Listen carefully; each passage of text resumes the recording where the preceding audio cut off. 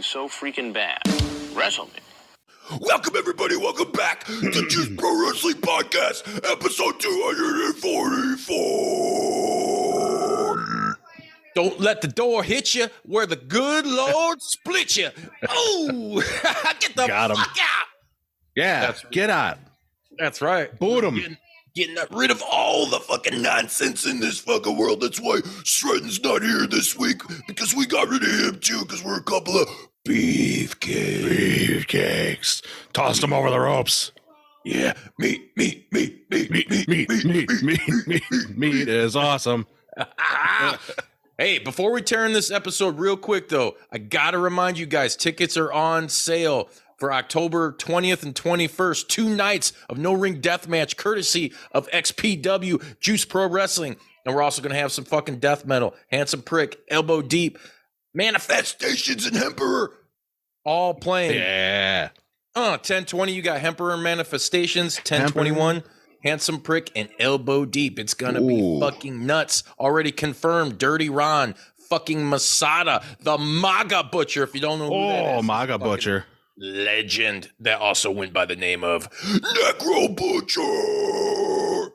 And this shit will be streamed at streamxpw.com. So go to xpwchicago1.eventbrite.com, get your fucking tickets. xpwchicago2.eventbrite.com and get your fucking tickets. We want to sell this fucking thing out. We will sell it out because it's limited fucking capacity. The tickets are fucking already going. So yeah, come on, travel. I know Bound for Glory's that fucking weekend, but you know what? Fuck it. Get it out of here. Come to our show, XPW, in the fucking Chicagoland, Northwest Indiana region. Yeah, that's right. Yeah, I like it. I like where you're going with this. Like it a lot. Hey, I like your ideas, and I wish to subscribe to your newsletter. I know. What about my booze letter, where we send you free beer every month? Letter. That's not going to happen because you motherfuckers ain't supporting us. Nope. Bring it on, dude. Real quick, dude, before we jump into what the title of this episode is mainly centered around, I wanted to fucking talk about something I found out this weekend. And since I brought up Bound for Glory, I thought this was really fucking cool. Dude, the TNA/Impact Wrestling Hall of Fame, they just announced the latest inductees. Long overdue, in my fucking opinion. Oh, yeah, for sure. And well fucking deserved. Mike Tenay and Don West, man. What's your thoughts on that, Bodi? Awesome, dude. I was stoked. Tenay, to me, in a late WCW, but pretty much for me, like the voice of Impact TNA in the early days, and just the voice. Tenay has that voice. He was good at what he does. And then Don West, man, what a pair, Tenay and Don West. That was a great pair. I loved watching them. I loved tuning in, watching the pay-per-views. Don West snapping, you never forget about that. But dude, it's great. Yeah, like you said, long overdue. I totally agree, because they should have been in, a while ago. But yeah, that's awesome, dude. Good. I'm glad Impact is doing that. They deserve it, more than deserve that. And dude, I'm super stoked because it's been years, since Tenay walked away from Impact, and we haven't heard really much of anything. He walked away from him. wrestling. Yeah, from wrestling, period. Yeah, So yeah, that's what I heard. I'm super stoked, a lot more than a lot of things, to hear his speech and to see if, maybe this kind of pulls him back in a little bit. Maybe once in a while we can get like a Slammiversary with Tenay doing commentary. I know they brought Don West back. Yeah, they bring in JR. How they bring in JR in AEW. They should do that with Tenay. Bring him in for a couple matches, man. That'd be awesome. Oh, yeah. Or just get Tenay to head up fucking Collision, Yeah, exactly. Doesn't Tenay have a podcast? Doesn't he do a podcast? I don't even think it's wrestling related, but maybe it is. I don't know.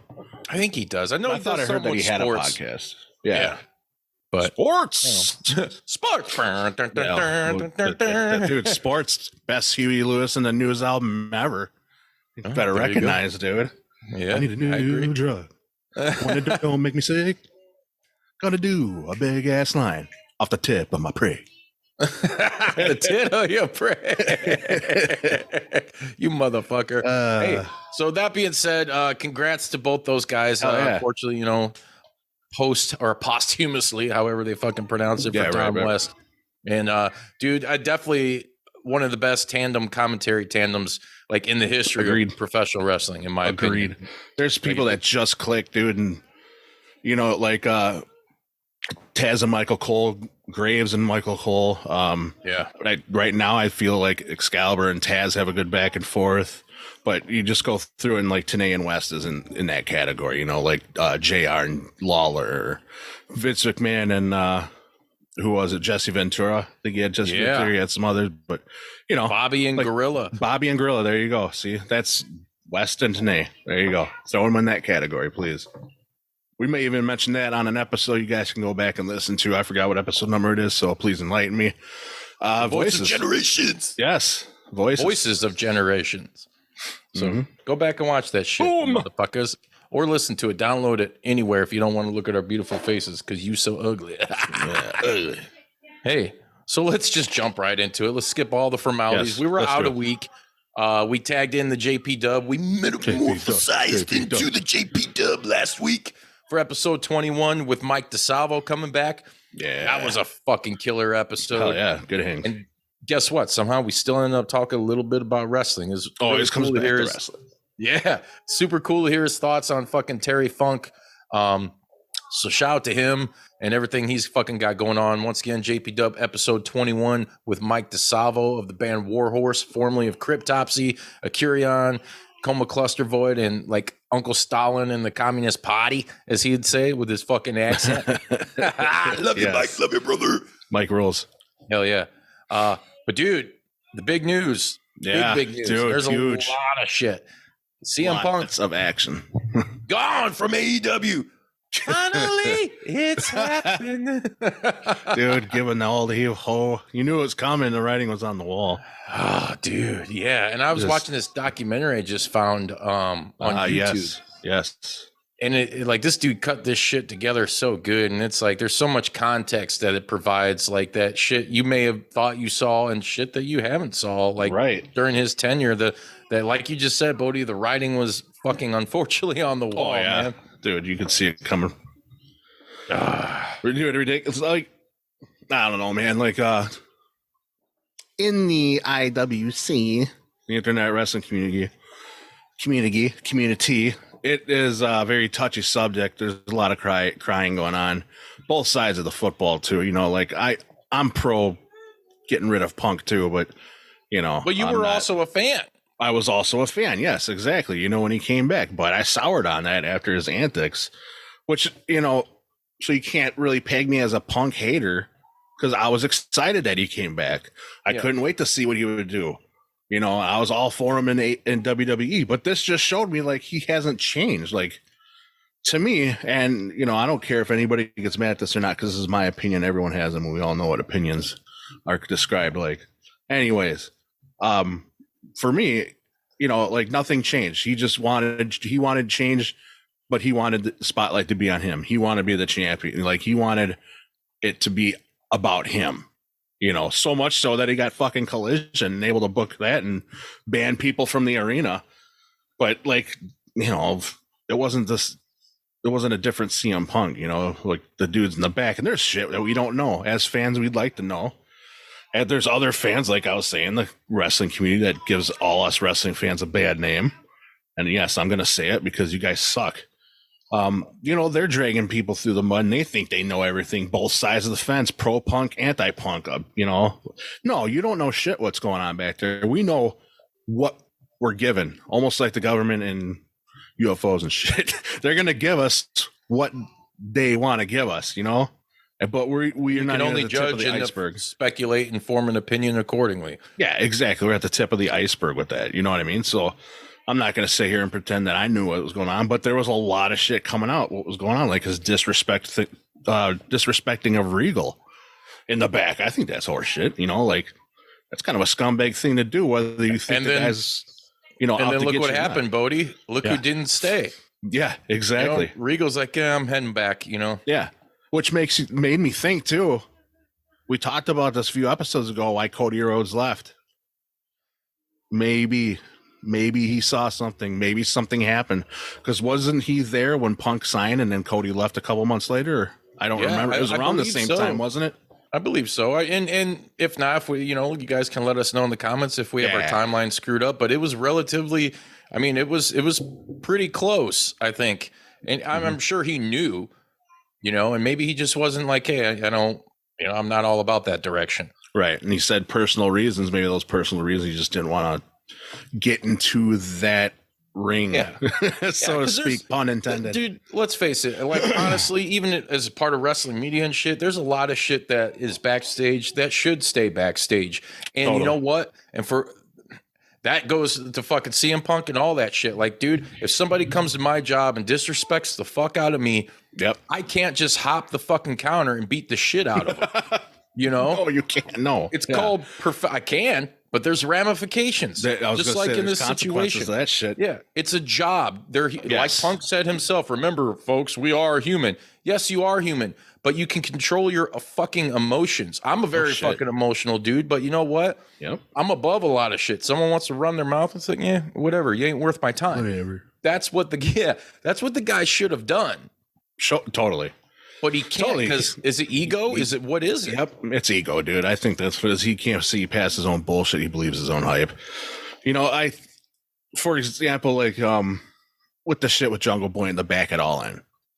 You know, all the witnesses, and like there's straight down the middle witnesses that have neither affiliation to, and those are the type of witness accounts that they trusted, you know? So anyways, what I'm getting to is compare that to go to work. Let's say somebody's running their mouth at work or something. So you're just telling me that you're not in the wrong if you sucker punched your coworker, got him in a headlock chokehold, and almost knock over a bunch of stuff on your boss right in front of your boss. How long are you going to last at your job there, buddy? Exactly. And they're going to give you a raise and, hey, you're in charge of this department now. No. Yeah. See you later. That fucking, the last job I had, man, I lost one of my good friends. We got in a verbal spat, and enough was enough. And he pushed my buttons outside of work, and next thing you know, in the parking lot, I'm fucking punching him. I lose my fucking job over it. Yep. You know, like, I've been there. I know. And I've learned from it. You would think, all right, Punk, you endured the same thing with the brawl out. Okay. Yeah, no shit. Yeah, exactly. And I'm so sick of people either blaming Punk or blaming fucking the elite. Yeah. You know, like that's what I'm sure everybody is at fault in some way, shape, or form. Okay. Yes. But and I don't know, because I don't personally know these guys, but you know, to hear the shit that Punk's pissed because he thinks the elite is leaking shit to Meltzer or whoever about whatever. Or Sean Rossap. Yeah. Oh God, that guy. He hates Sean Rossap. Yeah, I know. They hate each other. Actually, it's a mutual hatred. Yeah. Just let it fucking go, dude. Let bygones be bygones and be fucking professional. It's called professional wrestling. And you prove that you weren't a fucking professional. And hey, maybe the same could go for fucking the elite, but you know what? At the end of the day, it's the house that they fucking built. And you can hate on me for taking that fucking stance. I'm not necessarily taking a side, but dude, come on. And then you hear these reports that like the Bucks were willing to sit down, like, what was it? They said 6 months. 6 months. And then people are shitting on that. No, man. Why? No, that's like a yeah, you should. That's almost like not a suspension, but at work you get written up and you get like a 90-day or 60-day review thing, you know? Yeah, 60 days will come back to it. You mark motherfuckers, after fucking 6 months, they were willing to sit down and give us what we all wanted. Yeah. Which was that storyline, that fucking feud. You know, but it just didn't fucking last. Right. And people are like, well, the Bucks put Perry up to this and whatever. It's like, dude, just get over it. CM Punk is a guy, you could have took the Bucks or anybody out of that fucking position and replaced him with anybody. And I believe because of Punk's personality and inability to control his emotions, it's the same result, dude. Yeah. It almost looked like targeted bullying. That's what it looked like to me. Because think about this. Compare it with him and Eddie Kingston's feud. So Eddie Kingston and him had words, and what stuff Kingston was saying that nobody wants you here, nobody in the back ever asked for you to be here, shit like that. And then you go to Moxley, the shit that he said, you know, like, you know, you're the same dude. We all wanted him to be different, but he's not. You know, fragile ego, fragile body, weak mind, weak spirit. Yeah. But then you know, Hangman says something, Jungle Boy says something, and he's starting to pick fight with the elite. It almost seems like, well, I'm not going to mess with Kingston or Moxley because they could probably legitimately beat the shit out of me. But hey, I can pick on on Jungle Boy and the Elite and stuff because they look like dudes I can take out, and I'm 0-4 in the UFC, and I'm Mr. Tough Guy. So 0-4, was he 0-4? I don't know, something. He was 0 for the century. That's all I know. But you know, give him an opportunity for a third strike. Dana was like, "You're out of here." But no, you know, like that's neither here nor there. But you know, you hear all this shit and stuff. Like, my thing is you are the perfect example. You and everybody like you who was a fan of this man and became, I mean, jaded because of his fucking actions, you know. And then I get some, you know, people commenting on our fucking YouTube and shit like, oh, Chicago, AEW will never sell out Chicago again. Maybe because there is a fair amount of Punk fans, but I'll tell you this, I was at fucking All Out in attendance, right? And I watched when the Young Bucks came out. Did they get booed? Yes. Was there a bunch of CM Punk chants? No, not really, if at all. And here's the funny thing, and you could go check this out on our fucking socials on our YouTube and Instagram at Juice Pro Wrestling. The Bucks came out, they did their moves, they were getting booed, and then Matt Jackson starts doing the fucking and getting because they did an awesome fucking spot. And then guess what happened? The Chicago crowd's chanting Young Bucks. Yep, I remember that. You know, like that. It's just at the end of the day, like CM Punk, he's work with fucking children. You are a child, dude. You're a 45-year-old fucking child. Exactly. Thank you. That's what he's acting like, dude. You made your fucking boss look like a total fucking idiot. You know, last year in that fucking media scrum, right? And airing dirty laundry to do it. And that's the other thing. Like, if Tony probably did fear for his fucking life because that's a guy Punk could actually beat up because Tony's not a fucking fighter. He's a businessman. He probably weighs like $115, you know? Yeah, and I'm glad you brought that up because I almost forgot about that. With the whole, you know, there's people giving him shit for it. A lot of people booing him. You know, a lot of people just, you know, dragging his ass down. But dude, okay, what happened was, from what I saw, there was some type of closed door thing that Punk was letting him have it. So he could have been threatening him in there. You never know. Like, and if I'm Tony Khan and you got CM Punk screaming at you and he's got this wild look in his eye and you like, I don't know what this dude's going to do. The guy shot on us. Yeah. He's like back at Brawl Out. And then he like, you know, and now this, and then with Jack Perry, you know, what could have Punk said to him? Punk had to have said something where I'd be like, okay, dude, you're taking it too far. Now I'm scared, you know? And he wasn't the only one. There was numerous staff members back there that said the same thing, that when he got Jungle Boy, you know, in the headlock and stuff, when he turned around, he was threatening people. He was threatening innocent people. Yeah. So it's like, dude, like, no. And hey, he the moment, but it should never got there because you should have just did one of these and brushed it off your shoulder. You should have been the bigger man. You know, what do you, no, he fucking can't, dude. No. And here's the other thing. We'll never see the footage, but, you know, rumor has it that all this shit was on video. Yeah. You know, we'll never fucking see it, but I'm pretty sure that it was an easy decision to make with everything being on more video. Than likely. Yeah, more than likely. And video from Wembley, I heard that not just AEW, but there's cameras everywhere in that fucking place. Exactly.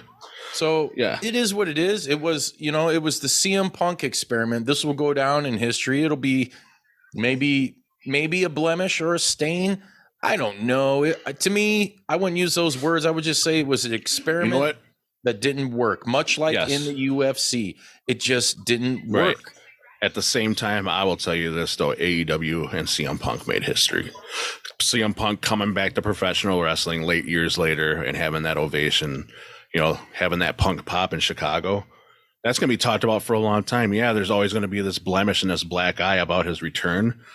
But there's going to be a lot of people talking about this and his feud with MJF, his feud with Moxley, you know, other stuff too. So I'm just talking about the other side of the coin. Like, there's a lot of bad shit that he did, but hey, yeah, the experiment went wrong. Punk is the same type of dipshit he was that he was in the WWE. He is who we thought he was. Yeah, he is who we thought he was. But you know, at the end of the day, there was a lot of history made. But then I go back and think like, what Triple H said was right. He was right at the time. You know, you always wanted to think it was WWE, but he comes over to AEW and he pulls the same old shit. Well, what's you look at Nick Hausman was doing some interviews around the release of 2K23, and you know, there's that clip that is resurfacing again of him interviewing Seth freaking Rollins. And he's like, Phil Brooks, what do you think about him coming back to the WWE and work with some people? He's like, Philly boy, stay away, you cancer.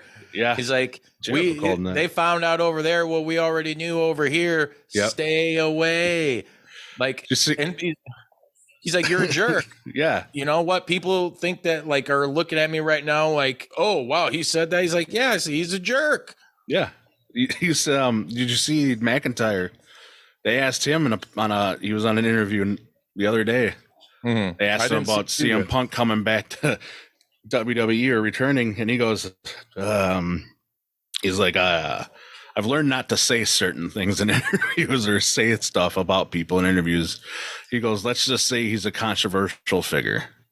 I'm like, he is, but for all a good way to put it, wrong reasons, dude. Like, right, and I think that's what he was alluding to. Like, he didn't want to like kind of come out and say like, no, I don't want to talk. I don't want that dude anywhere near here. Yeah, you know, with like, Finn Balor, on the other hand, says, you know, if there's money to be made, he'll do it. Yeah, whatever. That's called being a fucking professional. Yeah, I was just gonna say, and people making like, if you can make like the ego thing and go down the trip and like power trip thing and say that, like, almost make like the Hogan comparison, you know, with Punk, because Hogan used his stroke and all that for whatever backstage politics. Not once did you ever hear of fucking Hogan flying off the handle and biting somebody, or his giving somebody the boot and the leg drop in the locker room. Yeah, or fucking fighting somebody, you know, like no, you just don't have that. Fuck, dude. Right, dude. And I think it was, you know, there's a lot that we don't know, like we were talking about earlier, just wrapping up some of these thoughts, dude. But with his disrespect to Regal, how many times could he have done that to other people? You know, we don't know. This Jungle Boy thing goes way back longer than. Well, yeah, and it's funny, you watch the old clips, Bodi, and there's a clip of him when he like first got there, and he's like in the ring joking with Jungle Boy's like, hell, I might even kick your ass one day. Yeah, he's like, I'm gonna kick your ass one day. And then there's that interview or like some seminar. It's like him, Anna Jay, and Ruby, and they're in a ring and they're being asked questions, and someone in the crowd asked Jungle Boy a question about doing a future program with CM Punk, and he goes, and he's like looking at Anna Jay and Ruby, and they got like these wide eyes, like, oh, and this is a long time ago. This was like probably a month or two after Punk got there. So they knew back then like there was something not right, you know? So like what I'm getting at is we don't know what happened. He could be trying to give like advice backstage, but he's bullying around. He's like telling people they're wrong. Probably you're coming like, off as a prick. You're doing that wrong. You got to do it like this, you know, or like, all right, do it your way, but you're going to be, you know, broken neck in 4 months. You know, who knows? He could have been an asshole about it. Yeah, it didn't feel like constructive criticism. It probably felt more like being a dick. But and I also see the flip side of that coin, man. There might have been some fucking young talent that's like, whatever. You know, like, I'll listen to you, but I ain't gonna fucking but I'll listen do it my way. You do it your way. Yeah. You know, and I'm whatever. You know, it's fucking bullshit. You know, it's the experiment didn't work. I guess it was okay why it lasted. I was never a fan, so I didn't give 2 fucks. I thought it was cool for wrestling and to get more eyes on the product.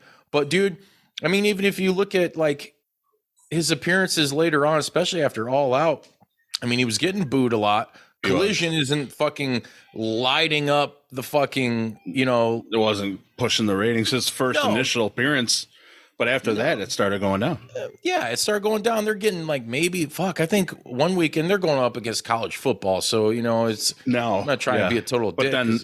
But then they had when I think he got upset too and a little bit salty when Adam Cole and MJF came on and the ratings went up by like 400, 500, whatever they said. And then when they weren't on and it was just Punk, it was like back down the tube. So I think that kind of hurt his ego a little bit. But that's one of those things like, man, if I was in that situation, I would have straight up, like upon his comeback, dude, flipped him, turned him fucking heel out the gate, dude, because you'd have been making money.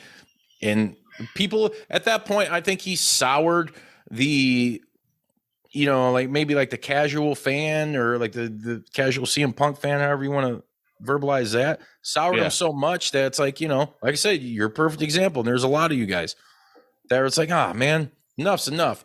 But had he come back and been a straight up heel, might have been a little more intrigue behind it, you know, like you would have still been beating people up backstage though, both on screen and off. So I'm sure, you know, it's neither here nor there anymore. No, it's not fucking a moot point. But you know, whole I mean, here's the thing. We'll go back. We'll go a little old school on this. AEW is fine.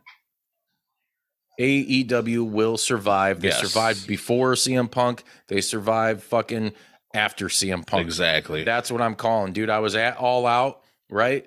And dude, it was a banger of a fucking show. Let them know. And we fucking said on this show that, like, you know, on paper I wasn't super excited about the card. Yeah. But guess what? It fucking delivered. It delivered in person. I'm sure a lot of you out there can agree on pay-per-view that fucking watched. The atmosphere was fucking awesome. It was good.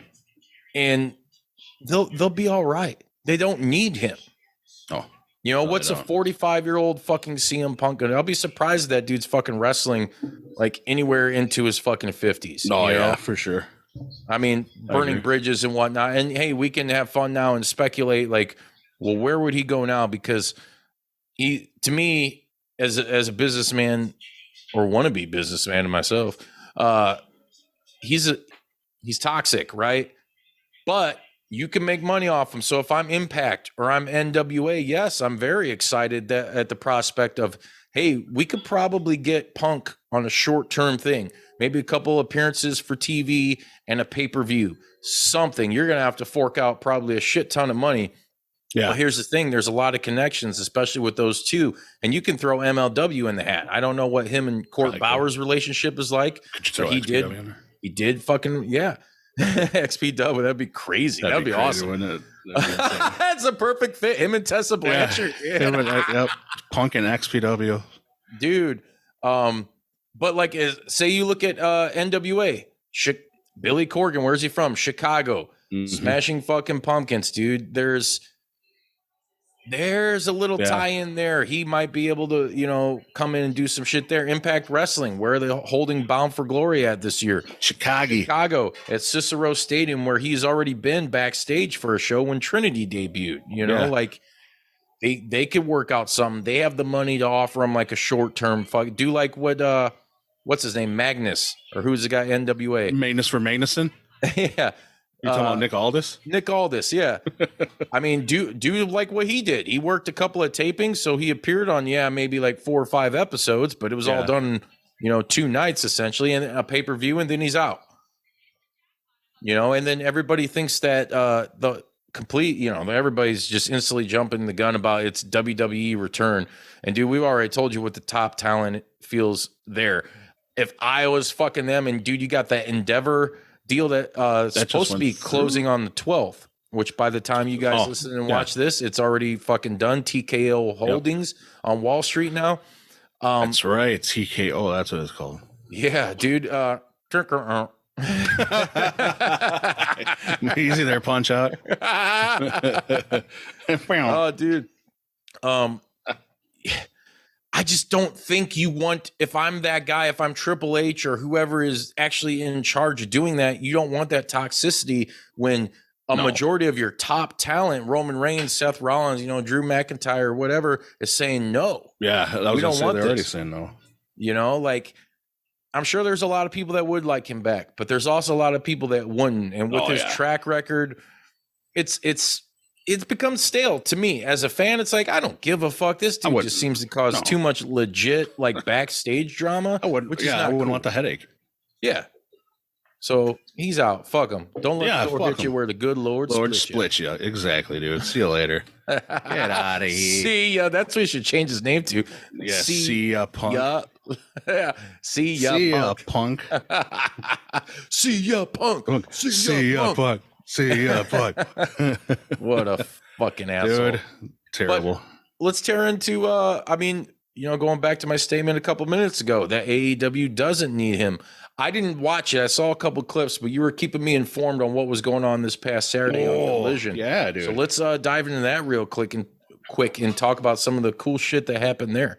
Yeah, Collision this past week was, I want to say, like their best Collision yet.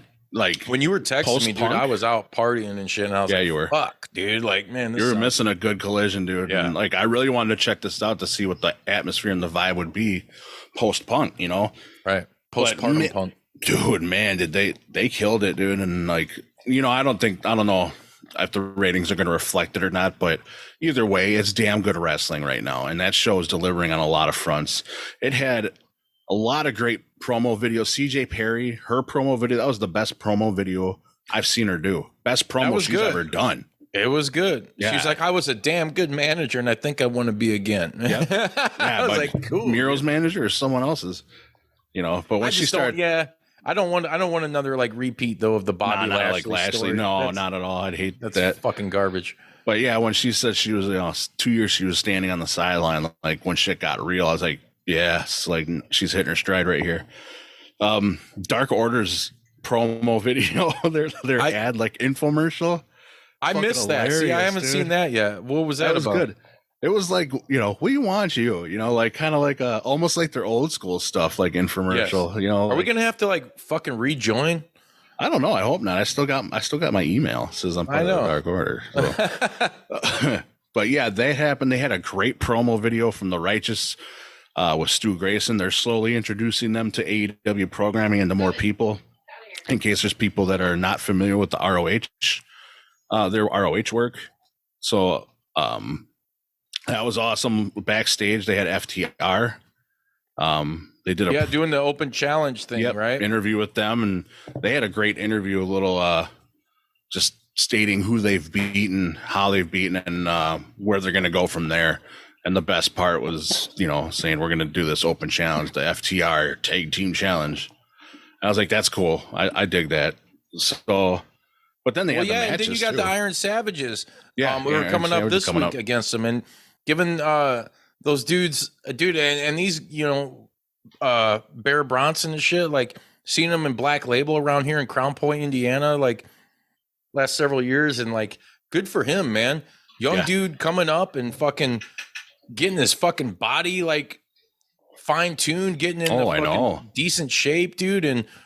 Look where you're working. You're working with arguably the fucking greatest tag team in modern day wrestling on a major fucking scale. So shout out to those fucking guys, man. That's fucking cool, dude. Yeah, totally. I totally agree with you. And you had you had Chris Statlander facing Robin Renegade. Yeah. And then she goes over, and then after the match, her twin sister comes in there beating her down, and who comes and returns? Jade Cargill. Her music hit, and I was like, milk chocolate. Dude. Yeah. And I was like, on Collision, I was like, awesome. You know, so Jay's return happened. They had the BC Gold match, which Jay White was supposed to be there, but for personal reasons, he couldn't make it. So the best thing going for BC Gold is that cardboard Jay White. Dude, it reminds me of back in the day at the job I told you I got fired from earlier for hitting the dude. We had this. Well, and he still works there to this day. So I'll give a quick shout out to a guy named Mike Quigley. He'll never listen or hear about this, but just so you guys know and get a little bit of context yourselves. He was gone from work one day. So dudes took a fucking piece of cardboard and cut it out like a guy. And you're supposed to be sitting there pouring these epoxies in the fucking buckets all day, hammering them, right? And we sat in the seat with in the workspace. It was cardboard Quigley, dude. And it fucking got so over, dude. Yeah, see?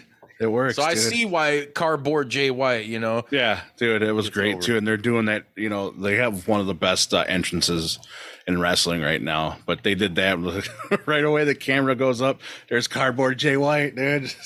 I was like, yes. That match too. I want to see more from who they went up against. Aerostar, we know we've seen him in AEW once a couple years ago. Underground. Yeah, we've seen him everywhere. AAA, Warrior. Everywhere.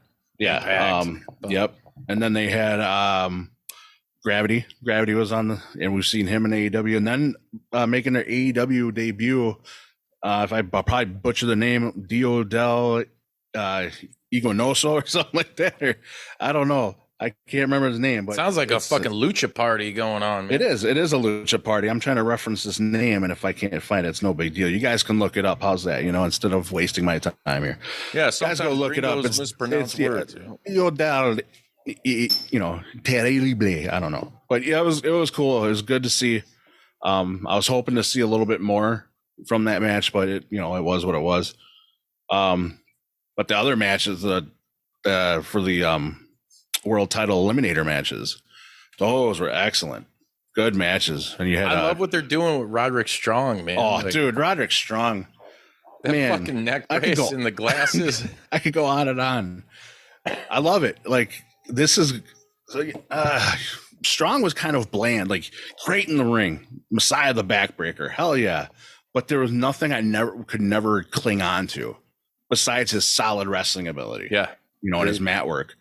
But this, and with the dudes behind him, Taven and Matt Bennett, Taven and Bennett, yeah.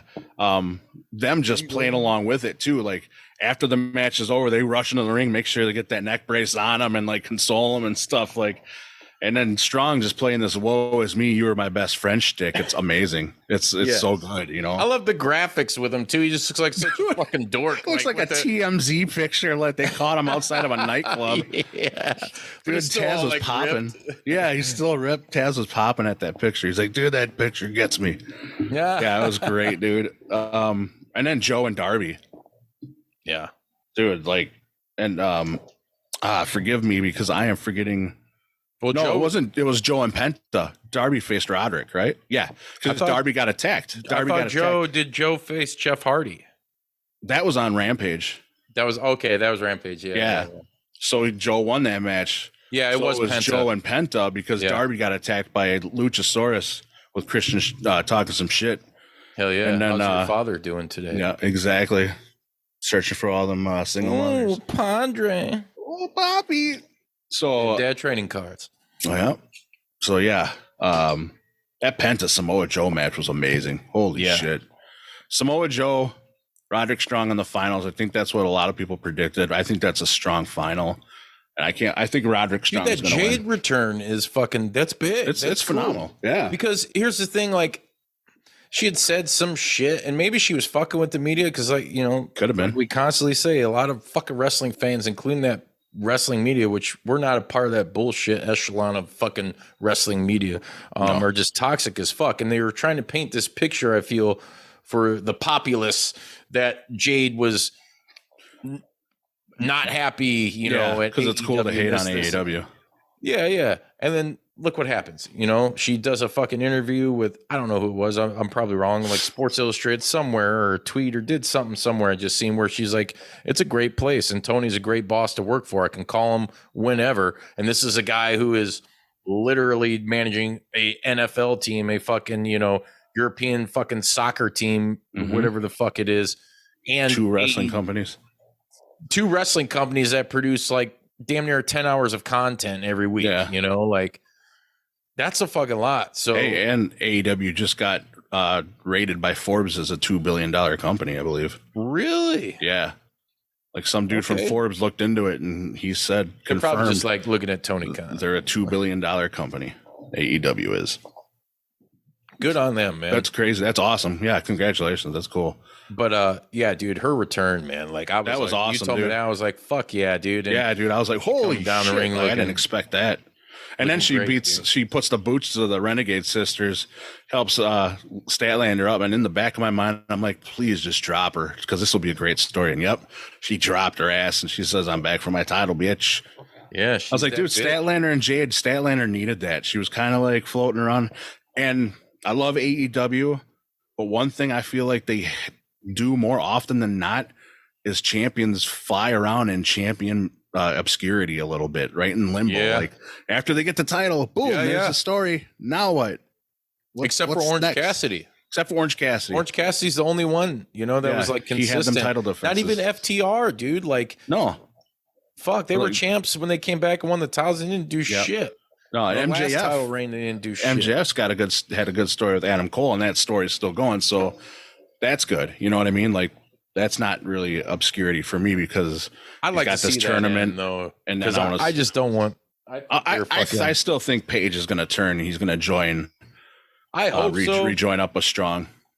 Because I'm like, dude, I get it. It's part of the story, and it is prop, ladies and gentlemen. But you know what? Give that fucking prestigious prop that it is to somebody else. Yeah, like, it was cool that Penta and Phoenix were fucking ROH tag champs and shit, and you had FTR or whatever. But give a genuine tag team that's on your fucking show all the time.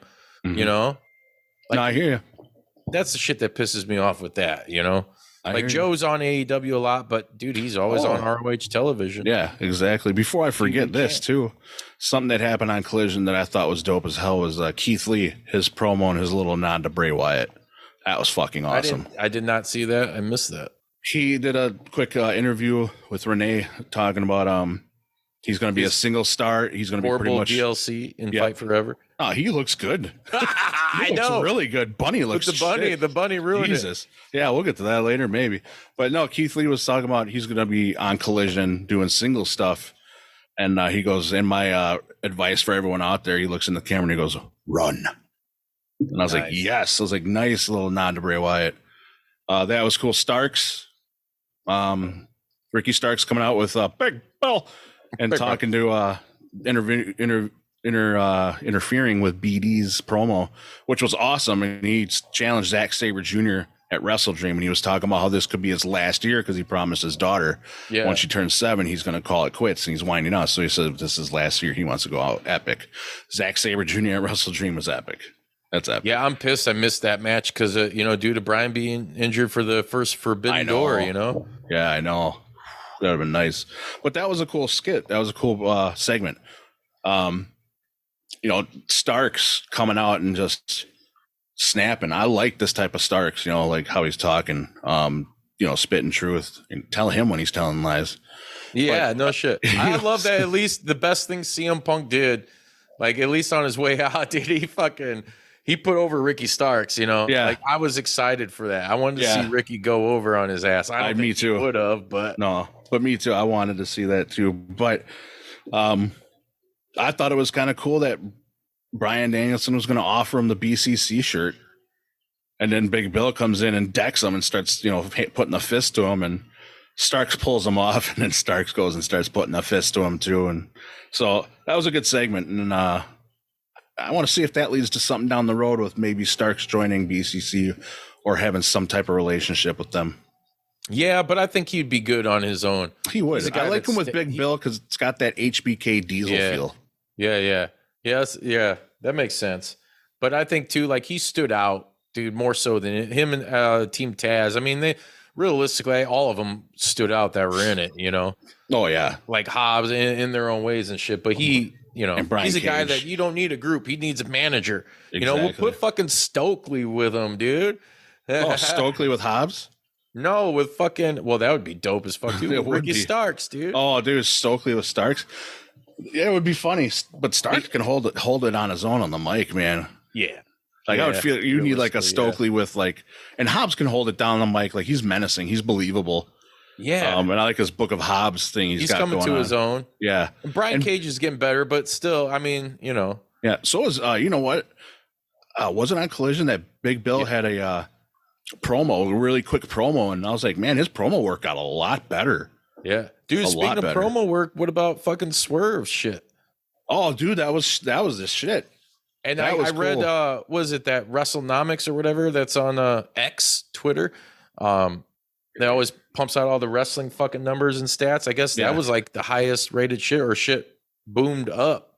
During that. Swerve's money, dude. Hangman Page and Swerve, and I like that. I loved it. Yeah, I do too, and I thought that was perfect. Him calling out Hangman on a couple of things where, you got your contract extension. Now you got your contract extension. Now you're sitting back on the Elite's coattails, and he goes, and we know you're eating good. He's like, you're starting to show it.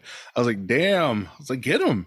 Hey man, I was thinking Hangman. Like Hangman, you gotta I love it. Dude, that motherfucker just had a baby. We all had kids, dude. Let's face it. I don't give a fuck. I know weight too, exactly. You do. But no, I love Hangman. I wanted him to have something that meant a lot, and this is it. Like him and Swerve, dude, they'll bring the house down, and I think they'll tell a great story. And I really want to see Swerve eventually in the AEW World Title picture. Yeah, when he said I would love to see him champion. Oh yeah, dude, I was like, good. He's been around.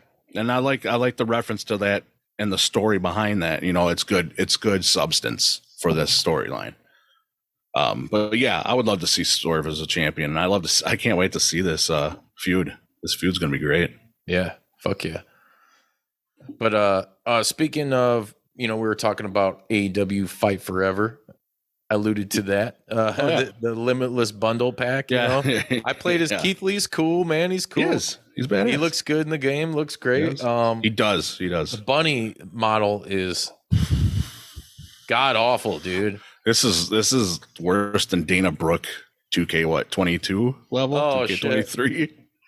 This is that. We're in that type of realm, folks. Well, it's like, to me though, I mean, I get, like, if you're doing, unless you're mocapping that shit or something, like, and I don't know how they did it, because some of those faces look so good that, like, I know they said it's drawn. It's all graphically drawn. Fucking drawn. Get a better artist, you know. Get fucking, you know, what you need to get is Alex Ross. Have him cross over into fucking video game. Yeah, no shit. Holy shit. That game would look beautiful, but man, she's got one of those faces. I could see that maybe being tough. It's just, there's not a lot of distinguishable fucking things about it, you know. You just need to fill it out a little more, you know. Yeah, like, but that being said, it just, I don't know how to correct her, make it better, but I couldn't draw her myself. But I know a bunch of other people that could. Like, that was fucking horse shit. Doesn't even look like it, dude. No, dude, I was like, yeah, this is kind of rough, you know. Like, even the old fucking WWF games and shit, even when you had like Stacy Keibler in there, at least it fucking looked like her. Like, come on. Like, Ukes, dude, you've been doing this for a while. What the fuck, you know? Yeah, I don't know what happened there on how that got past quality control, dude, but you're already getting a bunch of shit talked to you about the game too, you know. Like, I know, dude. People are gonna checked out. People are gonna talk shit. They talk shit, but in a way, I get it, because I mean, I'm on that side where it's like, man, I've been trained by society nowadays to be like this. Like, I need more now, and it felt very limited upon release. Yes, it's very fucking fun, dude, but yeah, it just, you know, the DLC and shit. And the other mode, I think things aren't coming faster. You know, there's not enough to keep people invested. Right. I thought, and let's face it, we all thought when we were going to pick up that game, like No Mercy, oh shit.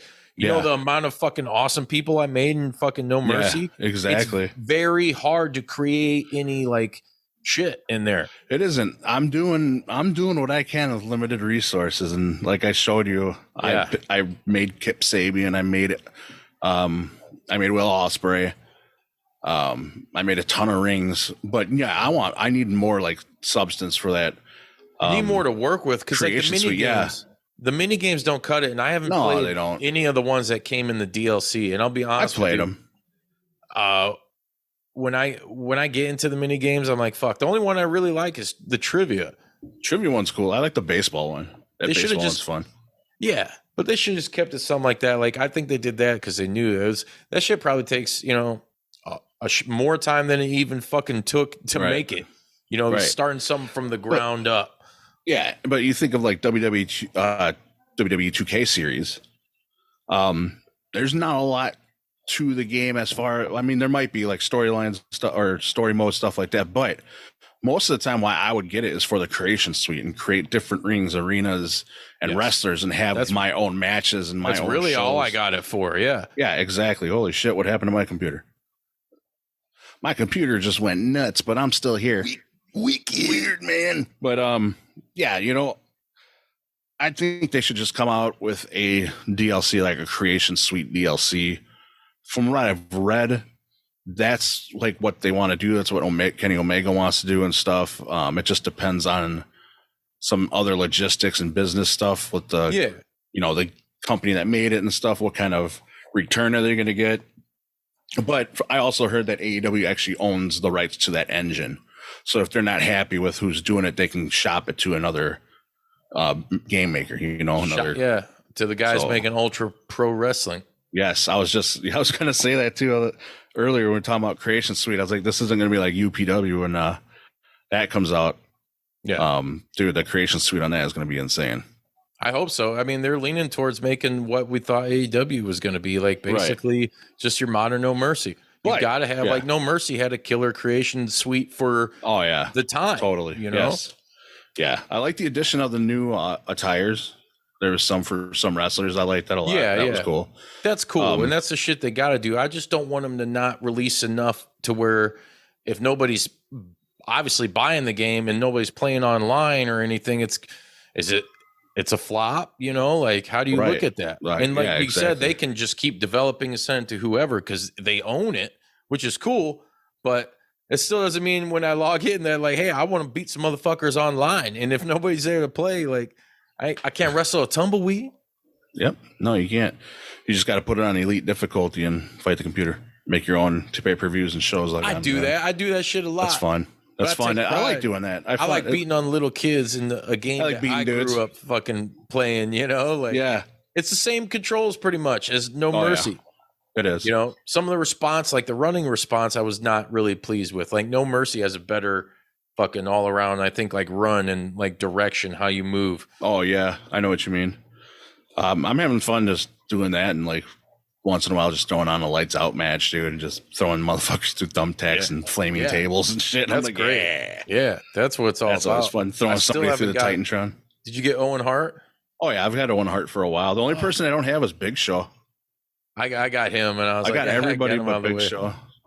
Dude, I just went through 100 exhibition matches, but I think Owen Hart has to be just regular one-on-one. You have to do a single one-on-one, 100 exhibition, single one-on-one matches, nothing else. I've been trying, and sometimes it gets fucking rough because I'm like, I just want to unlock them. Then I can have fun with the game.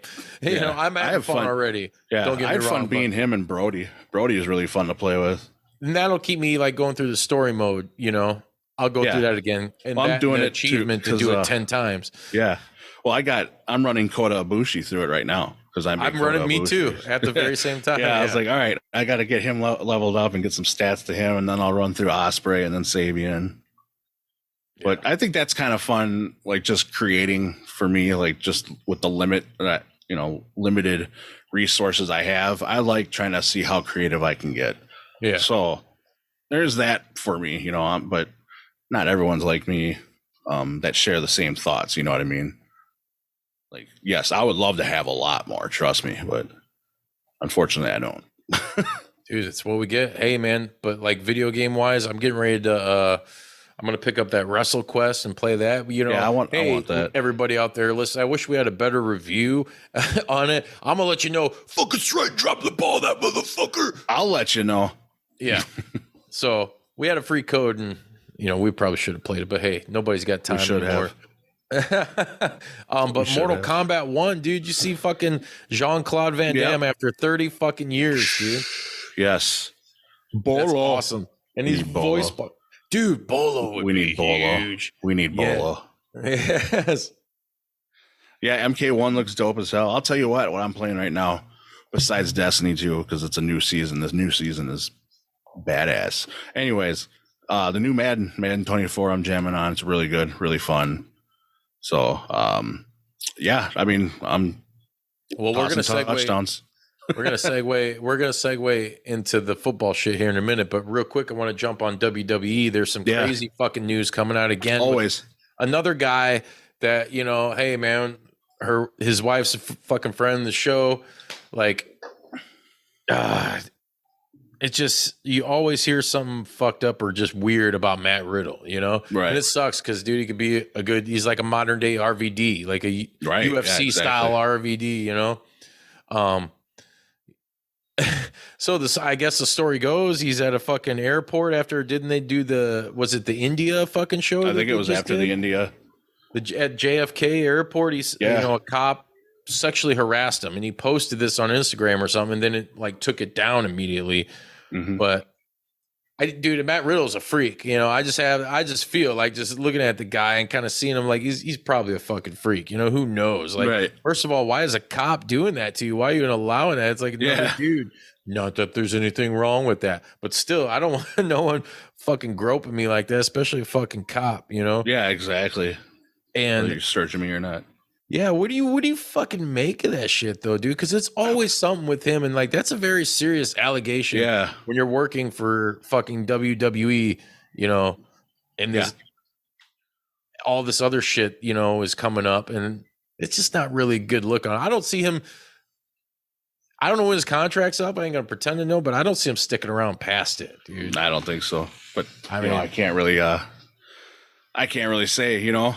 And as far as like the allegations and stuff, what happened? It's like what crazy. The fuck is that? Like crazy. I don't know what to make of it. I really don't. You know, it's like I see it and I'm like, I'm sitting there thinking, it's like I bet you Riddle asked him and like, oh yeah, go higher. or something. And then he was like, fuck, he told that, and then he got mad about it because he felt guilty. He's probably patting him down for some contraband or something like that and grabbed his noodle. I don't know. Yeah. But I don't know. Like, it's just weird how like it was described. And I'm like, I mean, I for sure, here's the thing, what I'm saying, I for sure, for one, you know, male or female, whatever, I don't care. I don't want anybody fucking grow up with me that doesn't need to be touching me. exactly. You know? Yeah. So yeah, if that happened, yeah, If it did happen, yeah, it's fucked up. But I'm not gonna say, I don't know if it, I wasn't there, but yeah, if some shit like that goes down, then it's over. And then you're taking your post fucking down, like it's because WWE told you to.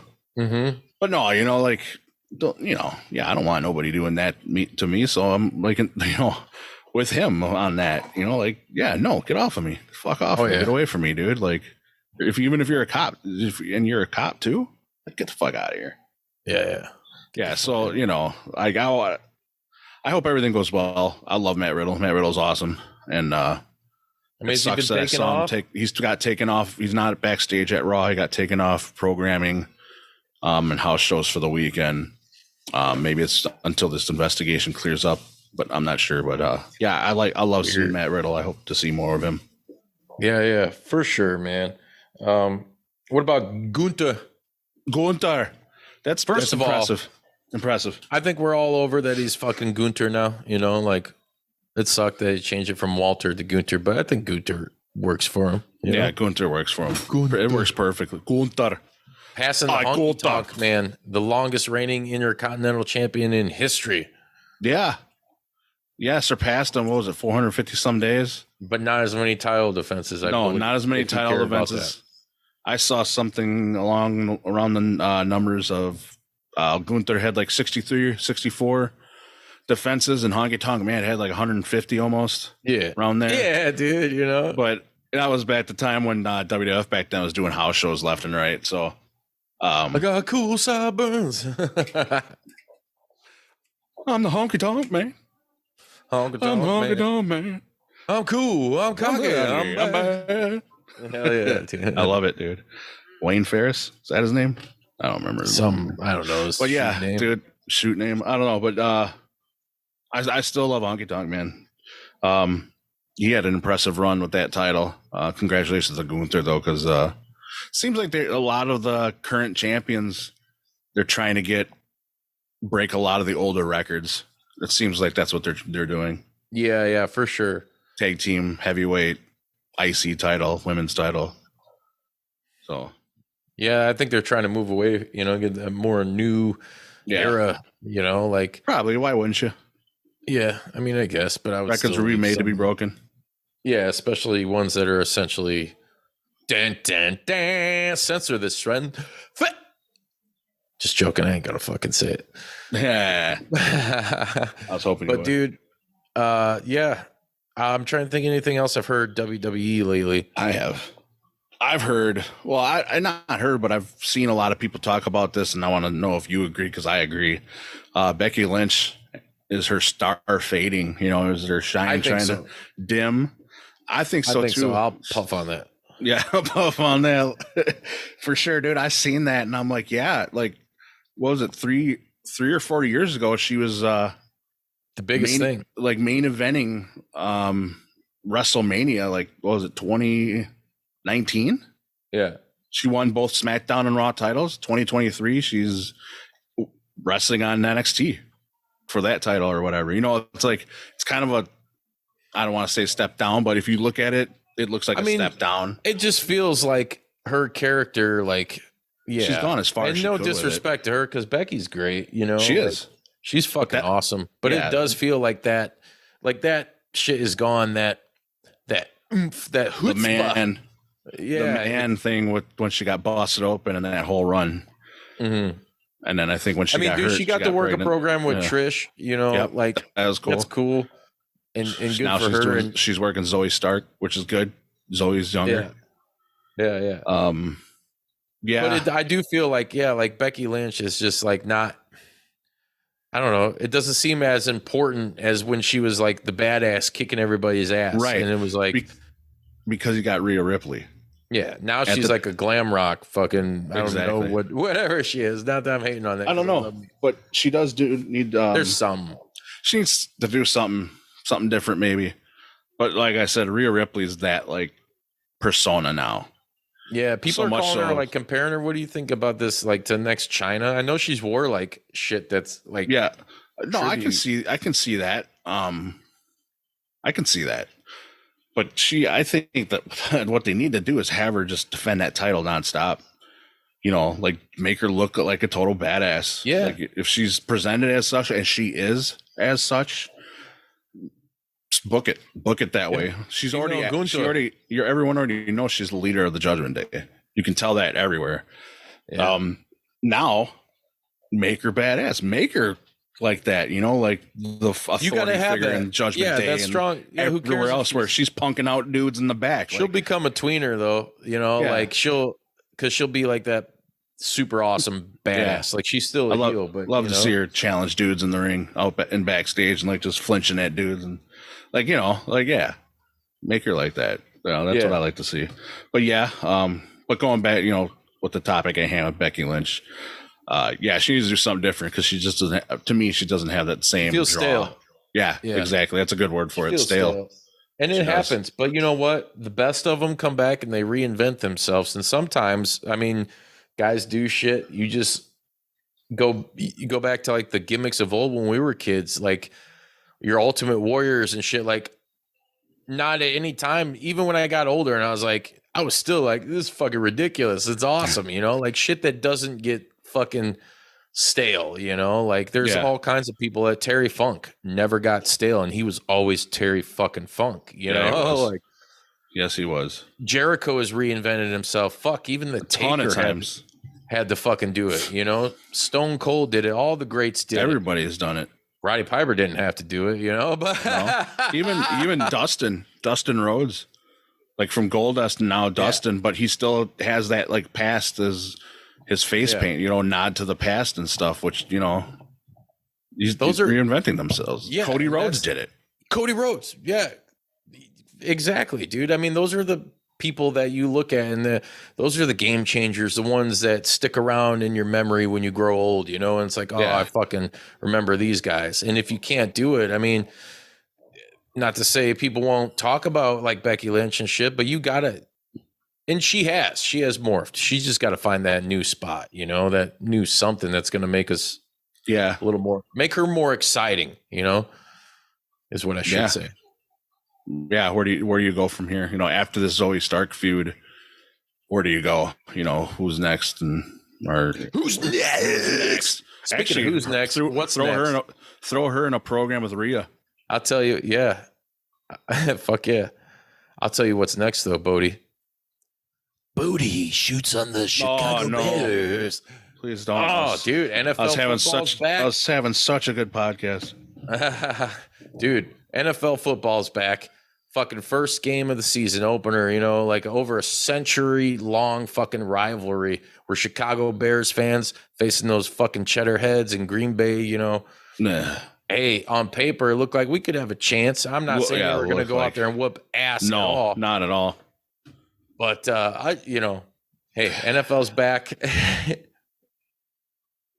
Break it down for us, Bodi. Dude. I don't even know where to begin. But anyways. Can't start with Matt Nagy this time. That's no, for damn sure. Now it's, you know, I don't think we've all caught the Eber flu. No, the Eber flu. Starting to get it. I'll tell you something funny. Saturday, I go over to my parents' house, usually most Saturdays. And I always go in by my dad and we watch some college football. Even when college football's not on, we'll watch something sports related. Then we'll talk sports. So we were talking about the Bears Saturday, and he goes, "So you excited for the game?" I go, "I am, but I'm nervous and I don't believe the hype." I was like, "I'm really nervous because I think they're going to get their ass whooped." And he's like, "Why do you think that?" I'm like, "Because I've always get my hopes high in the off season and they come crashing down in the first couple of weeks.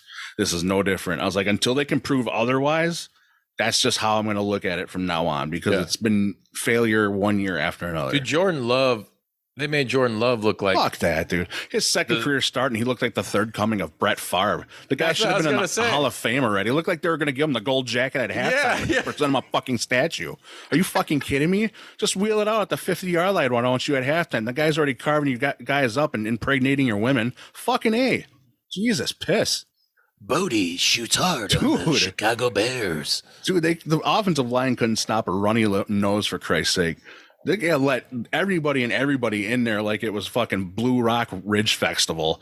Like, come on, they were just letting people jump the gates and here, hit them, hit fields. Who gives a shit? You know, if you start throwing more screen passes too, like you're handing out Halloween candy, dude, fuck off. They need to get rid of that dude. Luke Getsy is a piece of shit. That guy sucks.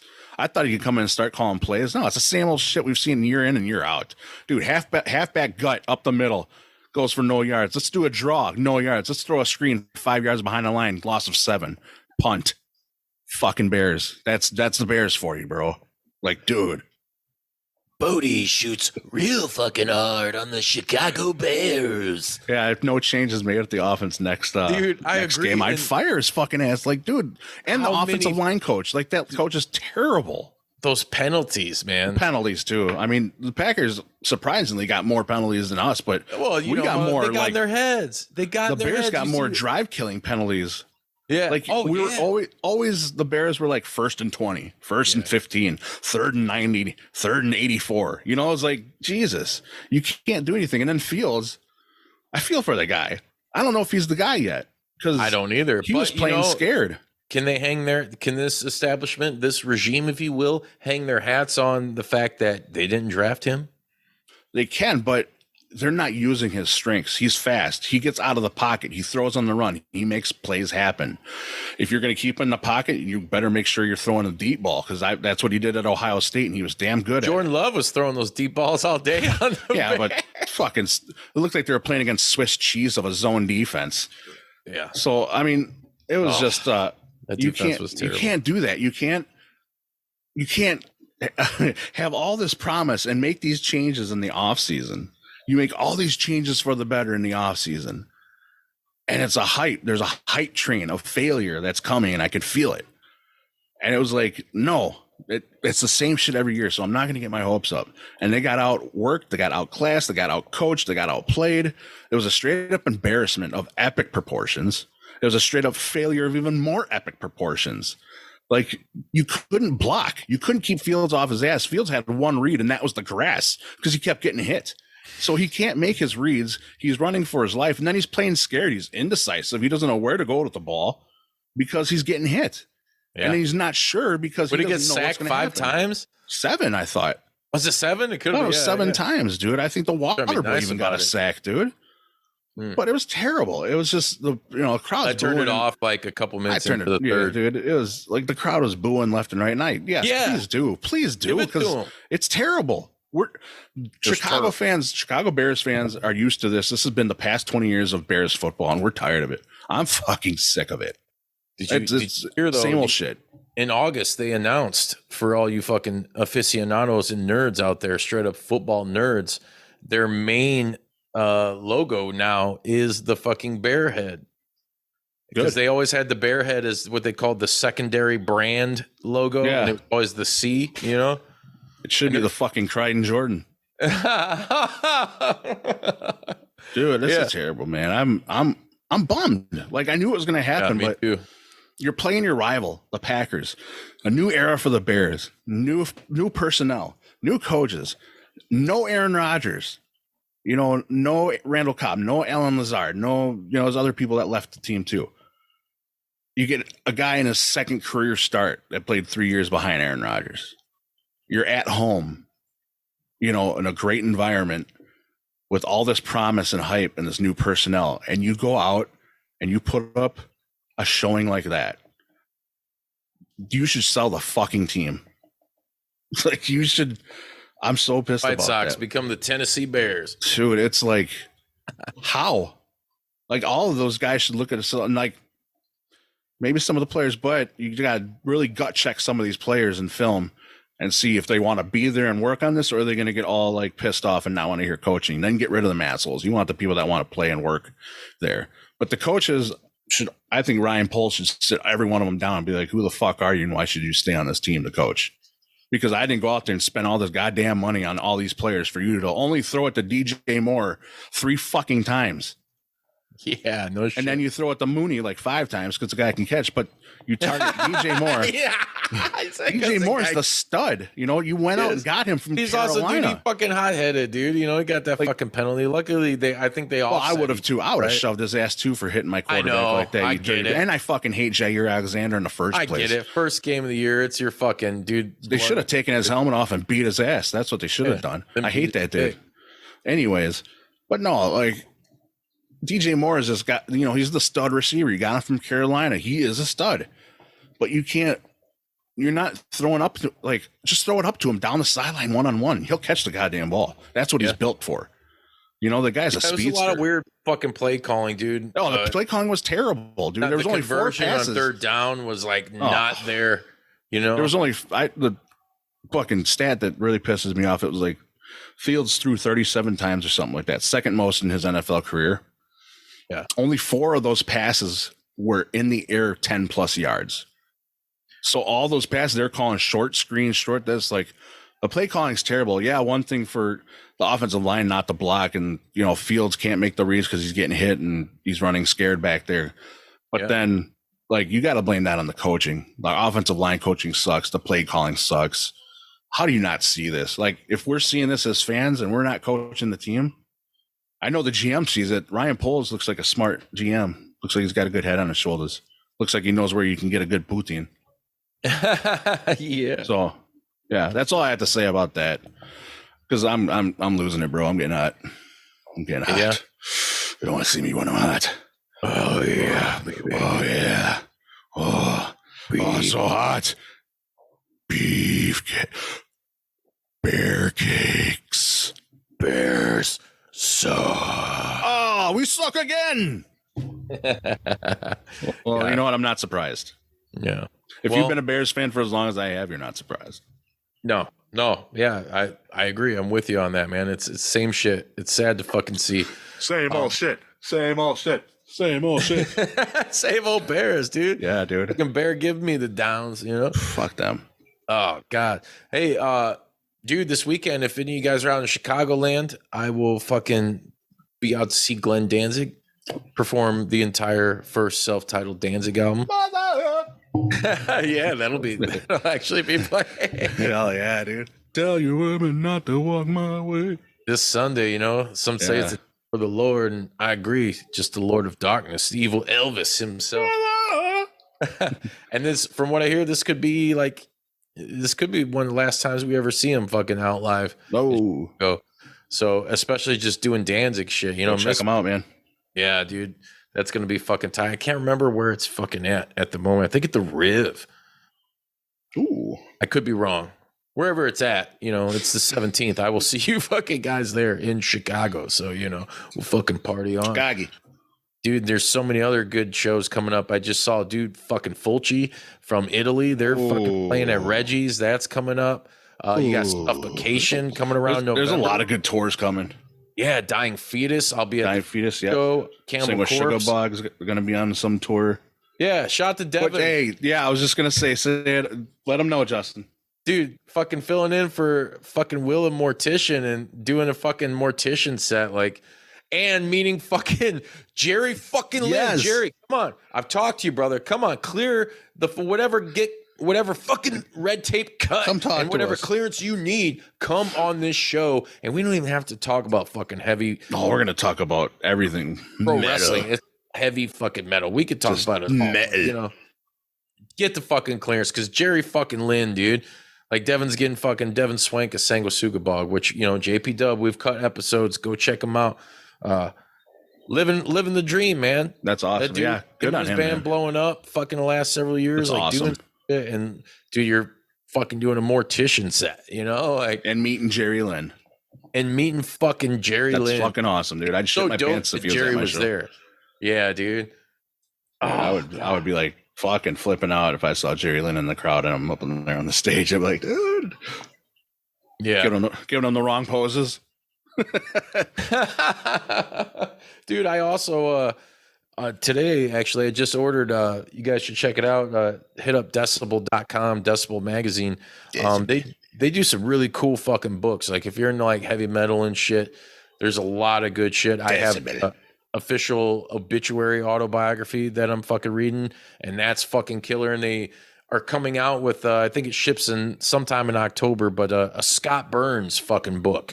For those of you that know, like Scott Burns and Morrisound fucking studios, like the whole like Tampa, like Florida death metal scene of some of the best fucking records in the genre and bands you'll ever Best of hear. Florida Morbid metal. Angel, you know, Old Sepultura, Monstrosity. fucking Monstrosity, Cannibal Corpse, I think Deicide. even Malevolent Creation. Yeah, Death, dude. Come Death, on. yep. Dude, fucking A. Like this book is coming out, and it's like they chronicle like over 100 I want to fucking see that shit. bands and fucking records that he I gotta did. get Like, that shit. so I just pre-ordered that shit today. It's Nice. 460-page fucking book, and I was texting Brad. I was like, he's like, yeah, I fucking seen it. I ordered it. I was like, yeah, I did too. There you go. He's like, Neil from Poor and Stump, and she's like, he's fucking pissed. The guy knows at Decibel. He's like, he told him they should fucking do this back in 2019. You know, That's funny. Now they're fucking doing it. Neil's all pissed off. I'm like, Hey, I'm stoked. New Cryptopsy as Gamora Burns came out. so what do you think about that, man? I saw DeSalvo. Shout out to Yeah, I did DeSalvo too. again. He was fucking. I heard one track off it and I dug it. I can't remember the damn name of it though. Yeah, well, the album's like I should have wrote it down. I think As Gamora Burns. As Gamora Burns is the name of the album, but Blast. shit. I should have written it down on what track it was called, but I did listen to a track from it the other day when it came out. I thought it was cool. I dug it.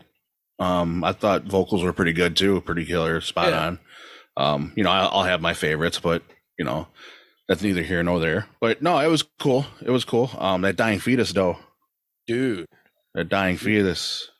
how fucking mean is that record, dude? Dude, it brought me back to fucking like purification through violence type. Yeah, Dude, yeah. like just Yeah, you could tell there were some songs that was like totally like, man, they're one to write another like, Kill your mother. Yeah. Rape your yeah, fucking dog. exactly.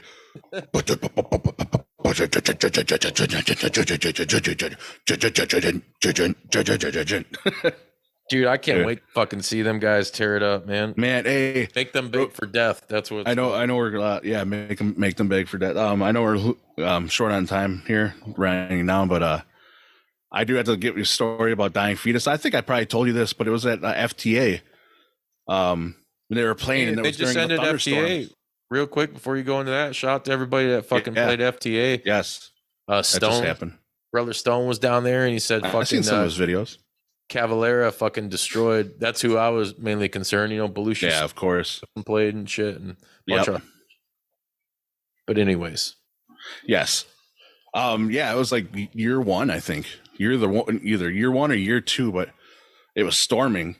And Dying Fetus was playing. I forgot what song it was, but right, they were going into it's like at the beginning, and then they go into the groove, and right when the groove happened, huge ass lightning bolt across the sky behind them.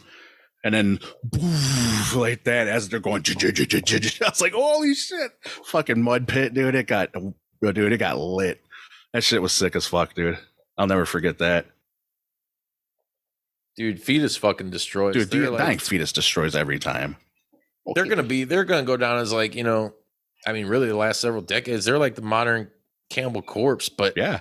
dare I say it, and you guys can hate on me for it, but maybe almost better. And I love Cannibal Corpse. Oh, I love dude. me some Cannibal. I fucking love them. Kill. But yeah, dude, they haven't put out a bad record, you know, even with No. the lineup fucking changes, and those that's been pretty consistent, you know, for the last decade, you know, Yeah. or so. But you can't fuck with Dying Fetus, dude. You No. really can't. Like they're definitely the most heaviest, brutalest, grooviest, like technical, that whole all that wrapped up into one. That's They are. They got They're that the- groove too. and they're still fucking menacing and mean, dude. Like that's the Mhm. music shows it, you know, like the branding, like still is true to the fucking name, you know, like the everything they were back in the day, fucking Dying Fetus, dude. Like, Yeah, exactly. I love it, man. That album's punishing. Yeah, and I'm excited to hear that new fucking Suffocation. They got, I think, me too. It would have the track I think already would have dropped by the time you listen and watch this, because it dropped on the 12th. But that's gonna be fucking cool. First album without Frank Mullen, dude. Yeah, You know, I forgot the new singer's name. Is it Tim something? I forget his name. I just saw an interview with him too. But vocals aren't bad. I remember I've checking them out. Yeah. So I can't wait to hear the new record and see how it comes out. Yeah, and we got new Deicide coming too. So much they announced something that they signed. The record's like done, and they're fucking signing a record. That should be much label stuff. Yeah.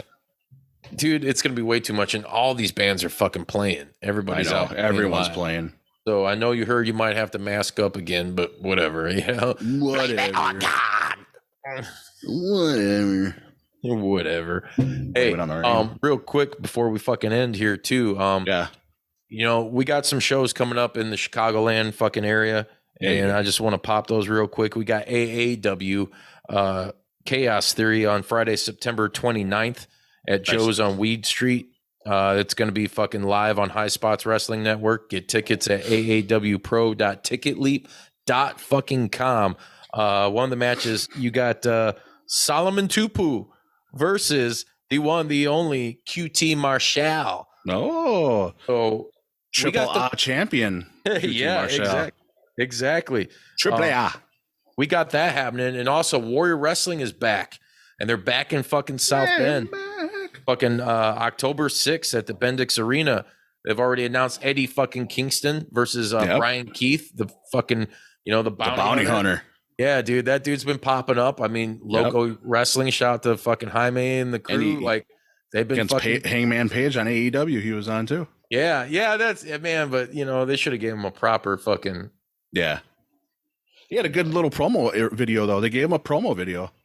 Did they? I didn't see that. Yeah, it was like right when like Hangman was coming down to the ring, I think, and then they had like a screen and they showed him doing a promo video. Yeah, it was cool. But they got so Warrior, like I said, they're back. They got Casey Navarro. Takeshita is also announced. WarriorWrestling.net. There's also WarriorWrestling.ticketleap.com. Check all that shit out. Get your tickets. Pretty sure they'll be streaming somewhere. They, I think the last show they did on YouTube for free. So you can't fucking beat that. No, and while you guys are at it, be sure to hit like and subscribe. Yes. Download and share, rate and review wherever you're listening to fucking any of these podcasts at. Whatever fucking platform suits your fucking pleasures and your darkest desires. And hit up prowrestlingtees.com/JPWtees. Buy some fucking t-shirts. New ones. Buy some shirts. Very fucking soon. So look out. Yeah. Call our fucking voicemail. It's at the bottom of the screen. And you know what? If you're listening, I can't remember the brand new number right now. So that's on you. You'll have to read the description because it's in there. You salty motherfuckers. That's right. Yeah. That's right. And with that being said, episode 244, don't let the door hit you where the good Lord split you. Hey. Yeah, until next time, motherfuckers, the Juice, Bruiser Bodi, wet 'em up, wet 'em up, wet 'em up, wet 'em up.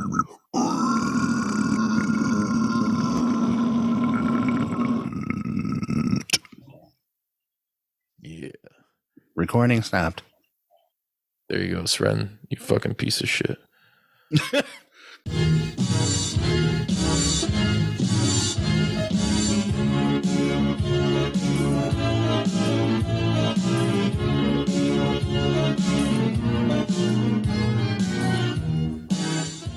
You gonna do sex to me?